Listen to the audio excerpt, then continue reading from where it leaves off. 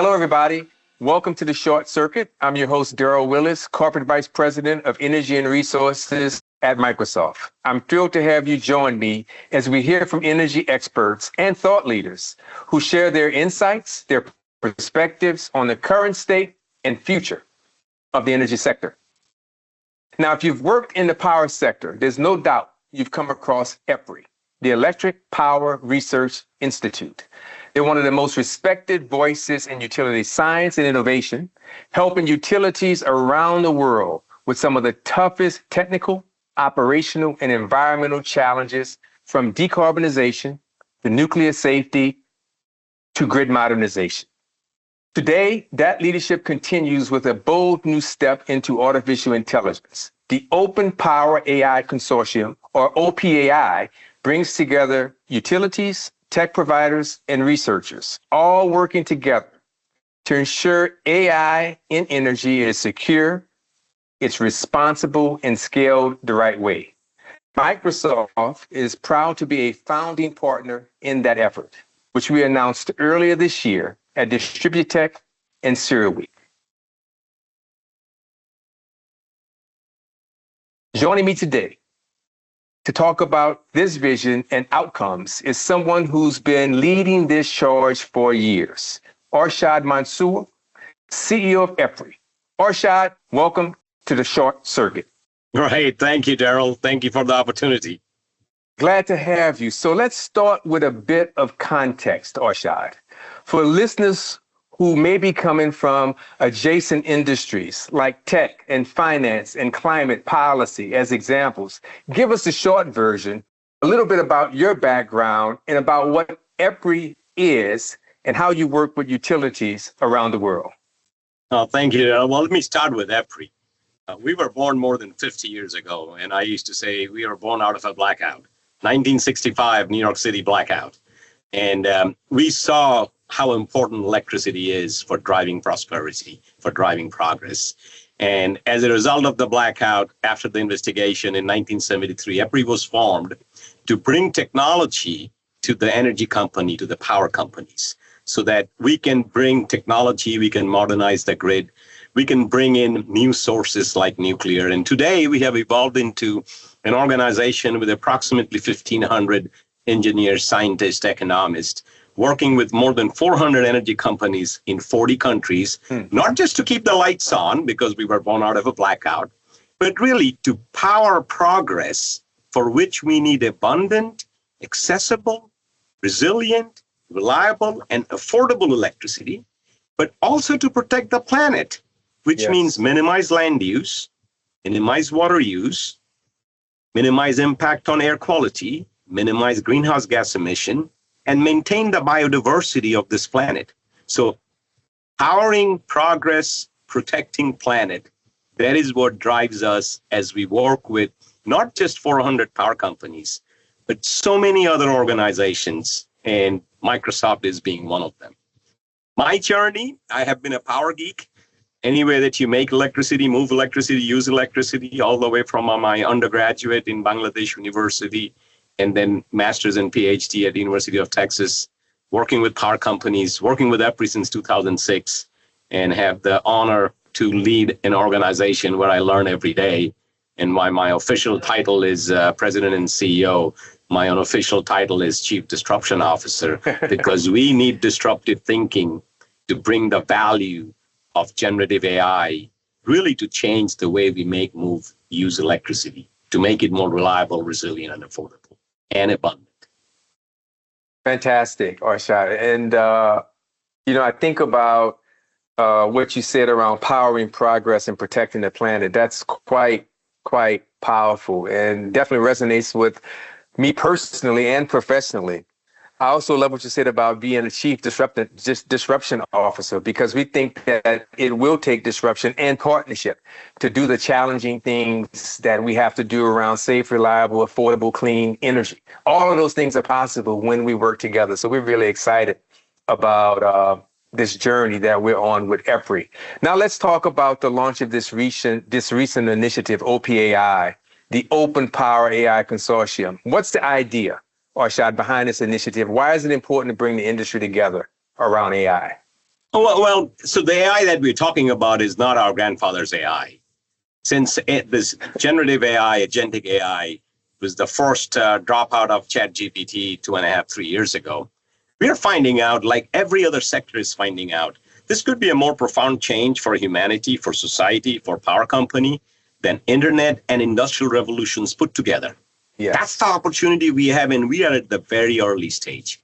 So while AI needs power, as you're hearing the power surge, the need for power for creating AI models, but AI can give back to power. And the way to give back to power, the way we see it is, the power companies throughout the world is a unique organization. Their job is a societal mission to keep the lights on, reliable, affordable. And what if we bring the power companies together? And EPRI's strength is understanding how you move, use electricity. Nuclear, wind, solar, transmission, distribution, grid modernization, advanced metering. You take all of them. So can we bring the industry together, maybe more than 200 power companies, but we also need the digital industry together. We need the folks who are developing these AI models. We need the folks who helps the power companies to securely store data, use data in different aspects that they're doing today. So can we build the two bridge, the digital bridge and the power, I call them salty dogs, transformer guys, grid modernization guys, bring them together and do three things. One, EPRI has been producing knowledge on how a power system can be managed reliably for 50 years. Why can't we take that knowledge and democratize it through the new AI? Second, use cases. Once we create, let's say, the world's best transformer model, why can't we work with a company like Microsoft and take that model, bring it to the power company, and now on the power company side, on the safe store side, where all their maintenance data is, all their sensor data is, understand their transformers and create the world's most powerful predictive maintenance tool. Just one use case. Imagine the hundreds and thousands of use cases coming from EPRI, coming from startup companies, coming from utilities. We try it in the sandbox. As soon as it produces some value, we bring it to the power company, wire it with their data. That's what you guys do. That's what our other deployment partners would do. Yep. So we unleash over years, months, decades, the value of Gen AI to the power industry, but do it together while everybody uses it separately. Fantastic. That's the OPAI vision. Love it. It's exciting. It's exciting. You said something that we often talk about inside of Microsoft around the fact that this journey that we're on with generative AI and agentic AI could be bigger than the internet. It is absolutely. It's an amazing time to be alive, an amazing journey to be on together. And we are thankful, Darryl, that we're partnering with Microsoft, with you guys, and our more than 80 partners, because yes, we can take the journey together. And I'll say one thing: in addition to how you use AI, you hear the industry, the power industry, the energy industry is consumed with how are we going to power these data centers? Yes, there is, and I say, don't think about this. What is an AI data center? This is a new industrial revolution. This is knowledge factory. This is a new type of factory. Mm-hmm. They take data, they produce knowledge. The machine in the factory are chips, and electricity is cooling the chips, powering the chips. This is same thing electricity did 200 years ago when electricity created motion. That was the first motor factory, Siemens and Haskell, in 1850. This is an industrial revolution. We're building knowledge factories. How do I use the knowledge for the power sector? That's OPAI. Love it. And from your perspective, Arshad, how do we at Microsoft complement what EPRI is leading here for the entire power and utilities industry? Well, so many ways. I'll give you two main ways. Microsoft and your Azure platform is where a lot of the data is securely stored. Your AI factory, your AI foundry is where a lot of the use cases can be implemented. Then you have amazing people. I mean, I got to talk about Hannah Green. Hannah brought us together. Yes. And your folks are already starting to work with our people on trying out use cases. I know we are working on a transformer use case. So you could help in your AI knowledge could help us to make these use cases better and more powerful.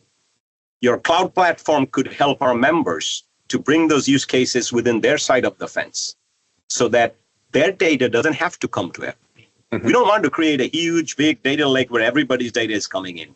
Our members' data, a power company's data stays with them.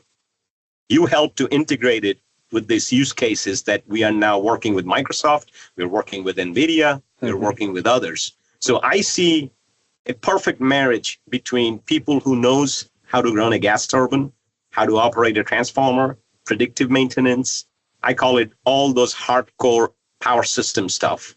You also have experience on that, but your major experience is AI. Your major experience is storing the data very effective way. Your experience is making sure the data is ready for AI. That I see as a critical need for the industry.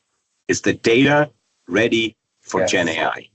And you guys can help us tremendously. When I say help us, I think help the whole ecosystem. Get the data ready. Let's try out use cases. Once the use cases are validated in an independent, objective way in a nonprofit organization like EPRI, let's now roll out and deploy those use cases. Members across members. Some members may do 20 use cases. Members in Asia, members in Gulf could do another 15. Because once you deploy the use cases in real life, you will learn how well the use cases are working, false positives, false negatives. And so OPI becomes the place where we learn and by doing. And then once we learn, we make it better. And Microsoft, I feel, is an integral component in that marriage between power system expertise and AI expertise. That is very clear, Arshad. And that data readiness is so important. It's foundational. It's like the foundation of a house or a building. It is essential to success. So and let's that's talk about what we're hearing. Awesome. Let's talk about some outcomes. Let's talk about outcomes. When you think about grid operators and planners and the utility execs that are listening, what kind of real value do you think OPAI will unlock for them in the next 1 to 2 years, the next, say, 12 to 24 months? I would say in the first 12, very soon, you can be a small utility, mid-sized utility anywhere in the world. And let's say you want the best gas turbine expert sitting next to all of your engineers. Well, that's what our knowledge and the knowledge of all our experts, EPRI and our members, will be pulled together in a fine-tuned model. It will be a gas turbine model, transformer model, insulator model. So you have experts sitting right next to you. You could be anybody in the utility engineering. You may not even know who EPRI is. That's a low-hanging fruit. Let's say that transformer expert now is wired to all your maintenance data, and it knows your transformer fleet, and it knows your sensor data. So now the use cases, you may be able to get the most effective predictive maintenance system that's looking ahead before something fails. You may be a grid operator, and let's say you are inundated with, all of a sudden something happens, and you're getting 10,000 alarms from all over the grid. You got an AI model use case ready and saying, here's the 5 main reasons you're seeing those alarms. And you do alarm management in a very different way. You're taking your DERMS, distribution energy resource management system, all your EV chargers, and you're now trying to optimize the grid. And there's a use case that comes up. You're trying to predict weather, not just for storm restoration, but figuring out how your wind and solar output can come. So now you got a weather model that is enabled by Gen AI. I see why 12 to 24 is I say to our folks, our scientists, our engineers, and to our CEOs, it's an enduring value. But you got to think every one of the use cases is a sprint. You cannot get your data completely ready and then start the use cases. You got to get your data ready, do use case. Some use case may not give you good value. Don't get disappointed. Keep on doing it. Your journey continues, but progress has to be shown in 3 months, 6 months, 9 months, 15 months. You crawl, then you walk, then you jog, and then you run. And I think we'll do all of them as we get there. And our members are doing that. It's not that they're waiting for OPAI to happen. What they now see in OPI is an opportunity to share with each other, to see what somebody's doing, how they're doing it right, or maybe could have done it more right. And we're excited. It's just the start of the journey. OPAI just got formed. But you're right. Sense of urgency has to be there. You can't get all your data ready for AI. You can, and some use cases may not show you the full value. There may be some use cases that are amazing. Wouldn't it be great if 50 utilities are trying these out so one utility doesn't have to try out all of them? So that's the, and EPRI is about collaboration. We were born to collaborate with utilities, stakeholders, researchers, national labs, and that's what we are doing. So important. I think easy words to say, hard to sometimes do. This business of collaboration and partnership. I also love the fact that we're in a world where we've transitioned from preventive to predictive to prescriptive maintenance. Yep. That's really, really. Can I ask? It's an exciting time. Can I ask you one more question? Do you have time for one more question? So for utilities that are just starting out, Arshad, on their AI journey and may feel like they're a little bit behind, how can they get involved in OPAI or benefit from the work that's already underway? Well, it's the first thing. And we had the same issue at EPRI 1 year ago. Get the leadership of the utility to understand that this new AI is more than writing your email. This AI is more than taking all your documents so you can have one place to understand what those documents are. This is a fundamental change. That's a culture change that has to start from the top. So I think that's step one. And then OPAI, it's open to anybody. All you got to do is, you can go to any website and type OPAI, Open Power AI Consortium, and it'll come to the webpage and say, I want to join. You're a power company. You are a technology provider. You are anybody who wants to join. It's open for anybody. We will manage it. We will pull together the right folks, and we will start working on it. So, and we want you get out of OPAI as much you contribute to OPAI, because it's a shared learning. You may be learning something in Aqua Power in Abu Dhabi. You may be learning something in Hong Kong Electric in Hong Kong. You may be learning something at Southern Company. And that's the beauty of this industry. They share, because their goal is to keep the lights on and keeps the electricity rate affordable for people in Hong Kong, people in Abu Dhabi, and people in Alabama and Mississippi. So I think that would be the best way to engage. Just go, and Darryl, they know you, they know me. Find us in LinkedIn and just say, hey, I want to get engaged with OPAI. And then we'll make the magic happen. Excellent. Well, Arshad, I know you're very, very busy, and I want to thank you for joining us today. It's been an extraordinary conversation. I really appreciate the clarity that you brought to not only what OPAI is, but why it matters now more than ever. And I think we're at a moment where the energy sector isn't just being asked to modernize, it's being asked to transform and to do it quickly, to do it safely, to do it securely and responsibly. And working together with trusted partners and organizations around the world, we can translate AI from just being a buzzword into something with real outcomes for utilities, for communities, and for the planet. And if you're listening and you want to learn more about EPRI or the Open Power AI Consortium, please check out EPRI's website. Arshad, any closing comments from you? No, let's work together. Let's power progress. Let's protect the planet. Awesome.